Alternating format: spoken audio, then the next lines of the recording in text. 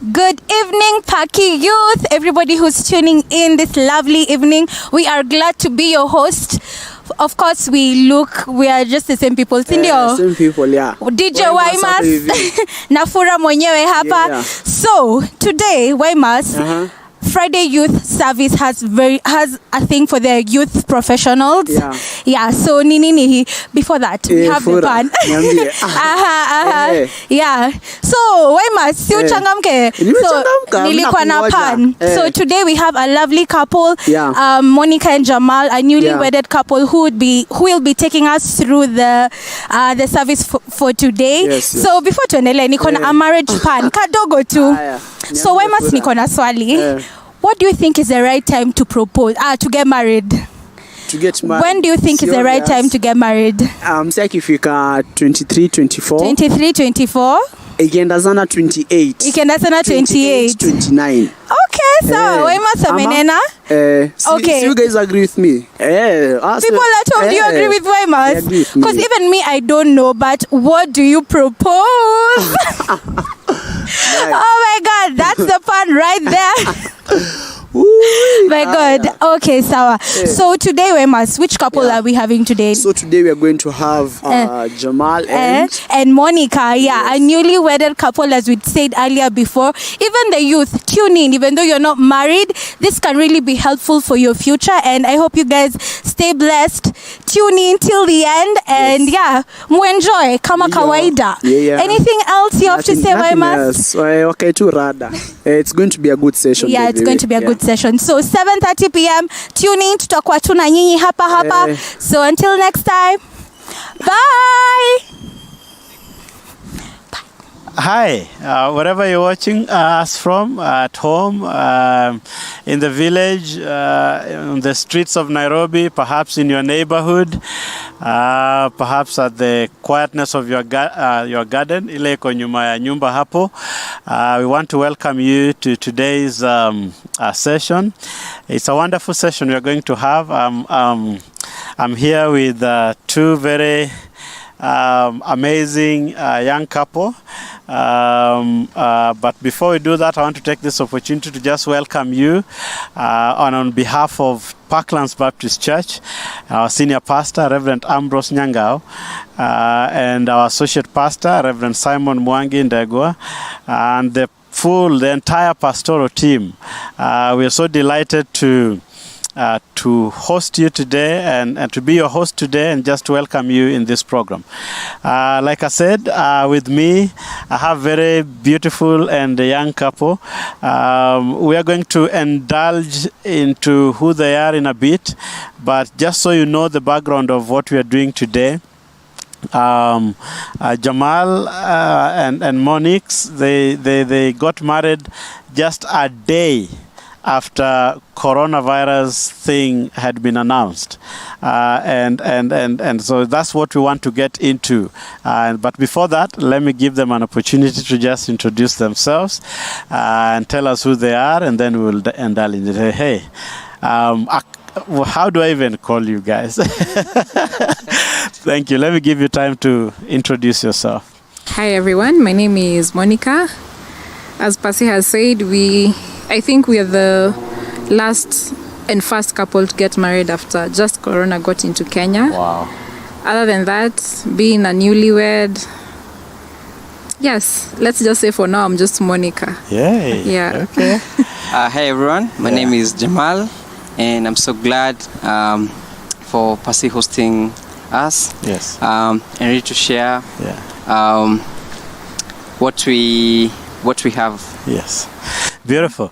Just so you know, I knew these guys or this couple before they got married. Monica, we've done ministry for a long time. She was actually our peer counselors, our lead, our chair. And Jamal, a long time at Paki, serving as a volunteer behind cameras. It's just an amazing time. And I knew them before they got married. And actually on their wedding day, I was the officiating pastor. And we had that day was just a day on its own. So gentlemen, what I want us to focus in is what this season has been like. You know, today is announced the first COVID issue or a case in Kenya, and then tomorrow you guys are doing your wedding, and it was a very colorful wedding. Walk with us through that journey. After that day, how was your honeymoon? How did you guys take it? Maybe we start with Jamal. Let me say this. Shortly after we just got married, so we basically went for honeymoon. Then after we came back, now we had to embark on our daily routine. That means us living together. And trust me, sometimes I just lack words, or rather a rational explanation into us living together, because it's been a while. But at the same time, we are just trying to, to learn more about each other, because marriage it's not a bed of roses. Yes, it's really thorny. Yeah, so it's not as thorny, but it's thorny. So Monica, tell us, were you scared that night? Or what is it? What were you expecting? Were you scared? Were you? For me, the nervousness came. We are talking about the wedding, yes? Yes, the wedding, and even that night and the honeymoon. Not really. For me, the nerves came just when I was about to get out of the vehicle, then walk down the aisle. But as soon as I got there, they just ended. And then for us, the honeymoon, the way it was orchestrated, because Corona was just announced on that weekend, people didn't take it as serious. So it wasn't, we weren't really restricted in our activities or movements. We took it easy. But when we came back, that's when we started saying, hiya, it's actually serious. But life so far, for me, I would say, immediately we got back from the honeymoon, it became a bit overwhelming. No one really prepares you for how intense things can be. So it was a bit overwhelming, but the good thing with Mike, pia hakuwa anajua mingi. So we learn on the job. So it's easier when you have somebody who's not breathing down your neck telling you A, B, C, D. So he makes mistakes, I make mistake, and then we end up saying, hata wewe ujui kuniliko. So it becomes easier. Wow, guys, you've heard that. That's a point to pick. I know the reason why we have this couple is so we can speak to you guys out there who during this season you got married, and sometimes things get out of hand, and you're trying to look for solution, you don't get it. You've heard it from them. They make mistake, one makes mistake, another one mistake, and then they tell each other, hata wewe ujui, and they move on. Jamal, talk to us about going back to work. Was it easy for you to just leave your wife at home and go? How was it? Of course, having to leave her for me to go back to work, because shortly after we got married, now I had to stay home for 2 weeks, because basically I took an off leave of 2 weeks. Yeah, that means I had to be with her now. Getting back to work, it's something that I had to cope up with, because if you're used to work on daily routine, 1 week, 2 weeks, basically each and every month. So in all, I was just trying to cope up, with getting back to work, and also trying to stay safe. Though at the same time, what I came to learn about this pandemic is the major disruption it has brought, how we relate with each other. Because now we are living at a time whereby we fear each other. I fear you, you fear me. So that's a major disruption. Is that bit you've just said finding itself in marriages, do you think? Kinda, yeah. Because now even actually the social connection is disrupted. Yeah. Wow. Beautiful. So Monica, after he went back to work, did you feel lonely? How have you been balancing it at home? I wouldn't say lonely per se. Yeah. It's more of, so now what do we do? Because for me, I work online. Yes. I don't have to go to a physical office. So after he goes to work, after your day is done, now you ask yourself, a good wife, she's supposed to be in the kitchen now, preparing the meal. But for me, the highlight for us getting married and now settling in our new house was looking forward to him coming back from work. That was the most exciting thing for me, as well as him. Because he used to live alone, so coming back home now he has somebody he can talk to. So it was exciting. I think those are the things that cushion new couples when they get married. You have something to look forward to. Wow. Yeah. You guys tell us, do you ever run out of stories? Like sometimes you are in the house and there's nothing to say? Not with Mike. Not with him. He's a parrot. Okay, talk to us about it. I mean, where do you get stories, or is there no day you come back home and you're bored, you don't want to talk? I mean... Basically, stories just emerge from anywhere. Like what happened today at work. I think just daily routine of work. So anything that you just encounter, just come and share with her. Yeah. So at least, early on, I never had someone to share with. But at least right now, I have someone I can vent to. Manzejo, kule ofisi, kuna mtu fulani, amenikosea. So basically, at least I have someone to share with my day, and also, what comes in between. Yeah. And also, you never quite not have anything to say, because now the future it's a paved road for us. So we keep on imagining what we would like, arranging our future. So that usually keeps the conversation going. And then his inquisitive nature, he keeps on digging the internet. So we never find anything not to talk about. Yeah, it's interesting. Beautiful. Yeah. Beautiful. I know you guys are a very young couple. How many months so far? 6. No, 5 months. Roughly 5 5 months, Yes. 25 days. Exactly. So it would be it would not be very out of place for me to say, have you guys faced any challenge whatsoever? Oh, yeah. That you can say, for the last 5 months, Pasi, this is a challenge. And this is how we've handled it. Yeah, there's actually one of the major challenges trying to understand each other. Yes. And still at the same time, we are trying to decipher the real meaning of marriage, onto which I'm just going to try to highlight 1 or 2, 3, onto which nitasema Kiswahili, kuridhishana, kutoshelezana na kusikilizana. Wow. I think those 3 in marriage, if we happen to look at them deeply, I think this is going to be a long-lasting and growing all together. Ama vipi? Monica, do you agree? Yes, Yes, in Kiswahili amesema kuridhishana, kusikilizana na kutoshelezana. Oh, nimesema na Kijaluo. Wacha nirudie. Kusikilizana, kuridhishana na kutoshelezana. Nivo, nimesema vizuri? Right. Beautiful. So now, I want to bring a challenge to you a bit. You're just 5 months into marriage.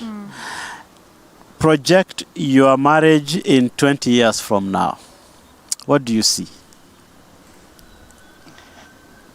Can I say it? Or 20 years is a lot, you can do 10 years.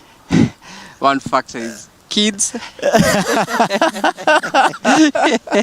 Monica, unasikia? Okay, umekubali. Yes. Good. Traveling the world. Uh-huh. Yeah. Because that's one thing both of us we have. Common, yeah. Yeah, basically one thing in common that we have. Traveling the world. Yeah, traveling the world. Wow. Investments. Making major investments. Yes. And what else? Yes. Growing Yes. together in Christ. Right. Because basically, we just can't do everything without Him. Right. If we let Him be the foundation, Right. and the rock of our marriage, Right. then just everything, it's a roller coaster. Right. Yeah, it's going to be a roller coaster on our side. Yeah. So, back to you. What do you have to say? Onyx, what do you think? Yeah, just what he said. It's not too far from the truth, because Yeah. right now, I think the thing that Corona has taught us is now to manage our expectations on the future. We are better savers now. We're now praying together as a unit as opposed to separately, what we used to do before, and it's really helped. Ever since we started the daily prayers, morning and evening, we've seen a complete turnaround. The issues that used to bug us a lot, how they went, we don't know, but we say this thing is working, so we'll keep doing what's working for us. So yes. I think viewers you've heard, and especially young couples out there, that has come out very clearly that they used to pray as individuals, but now they're praying as a unit, and that brings in the strength of prayer. And when they pray as a unit, and they've confessed that things are now happening that sometimes they don't even know, things that were bothering them, they have now just disappeared. Can you imagine? Beautiful. Let's say there is a couple that got married around this season out there, and already they're experiencing challenges. What would you tell them? How would you encourage them? And you will not be surprised. Some of them, perhaps even just between this year, they're at a brink of separating. It is that bad.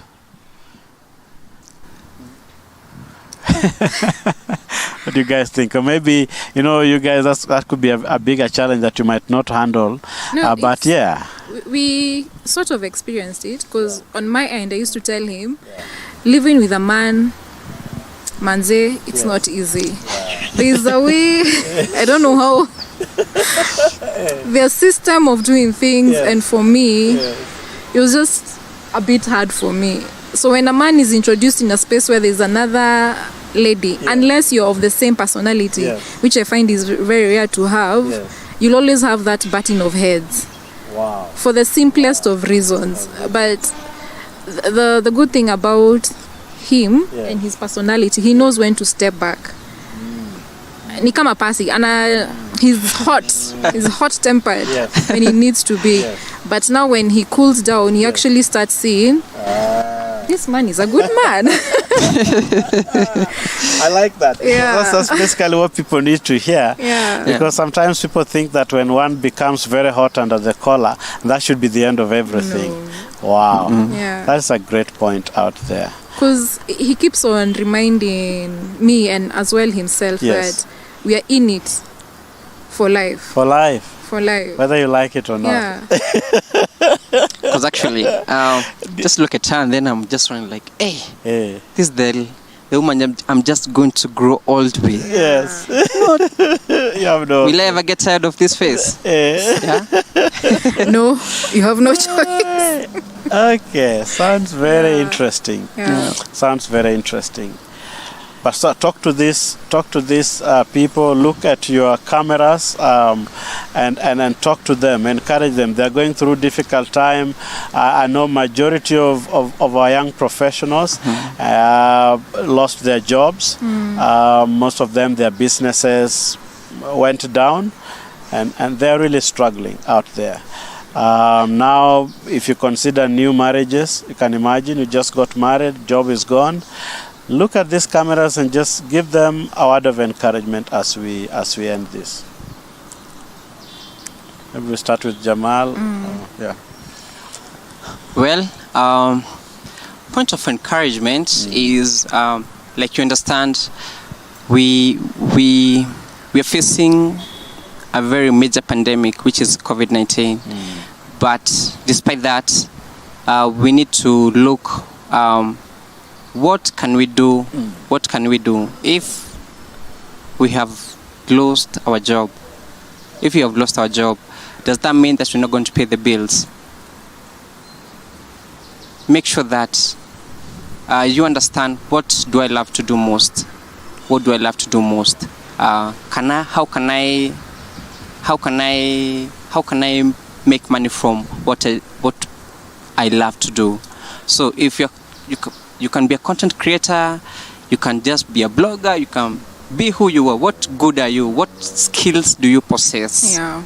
And what skills do you possess that can make a major difference in what you do? Yeah. Just to add on that, the only thing in life that's constant is just change. And if you refuse to adapt, you'll be overtaken. And now, being overtaken in this sense is you'll just get depressed and stuck in one place. But if you accept this is a challenge at hand, this life will always have challenges. It will always have pain. But the way you manage the first bit of challenge will dictate how you'll move on. Because anyone who's in Christ is a victor. No matter the situation, no matter if you've lost your job, if your business has gone sideways, that never changes your identity. But you need to constantly, it's not easy. The reason why we are called to walk as Christians, it's a walk, it's not a race. You have to keep on getting up. Every time you're hit, get up.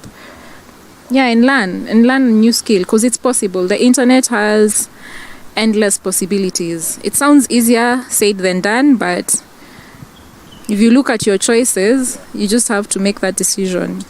Yeah.